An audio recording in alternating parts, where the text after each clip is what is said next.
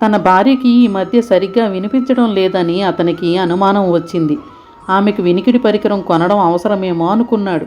అయితే ఆ విషయాన్ని నేరుగా ఆమెని ఎలా అడగాలో అతనికి అర్థం కాలేదు. తన ఫ్యామిలీ డాక్టర్ సలహా అడిగాడు.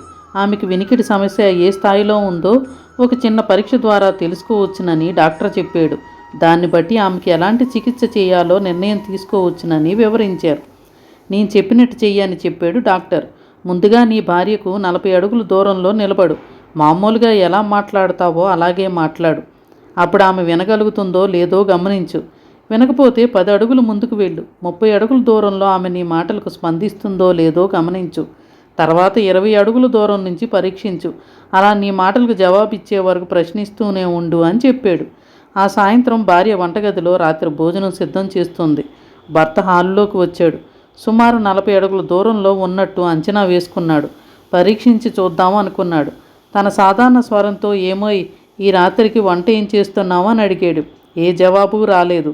భర్త కొంచెం ముందుకు వెళ్ళాడు. సుమారు 30 అడుగుల దూరంలో నుంచి ఏమోయ్, ఈ రాత్రికి వంట ఏం చేస్తున్నావు అని అడిగాడు. మళ్ళీ ఏ జవాబు రాలేదు. ఈసారి భర్త డైనింగ్ రూమ్ వరకు వెళ్ళాడు. అక్కడి నుంచి సుమారు 20 అడుగుల దూరంలో ఉంది ఆమె. ఏమై, ఈ రాత్రికి వంట ఏం చేస్తున్నావు అని అడిగాడు. ఇప్పుడు కూడా ఏ జవాబు రాలేదు. ఇప్పుడు వంటగది గుమ్మం వరకు వెళ్ళాడు. సుమారు 10 అడుగుల దూరంలోకి వచ్చాడు. ఏమోయ్, ఈ రాత్రికి వంట ఏం చేస్తున్నావు అని అడిగాడు. అప్పుడు కూడా ఏ జవాబు రాలేదు. చివరికి భర్త తన భార్య ముందు నిలబడి అడిగాడు.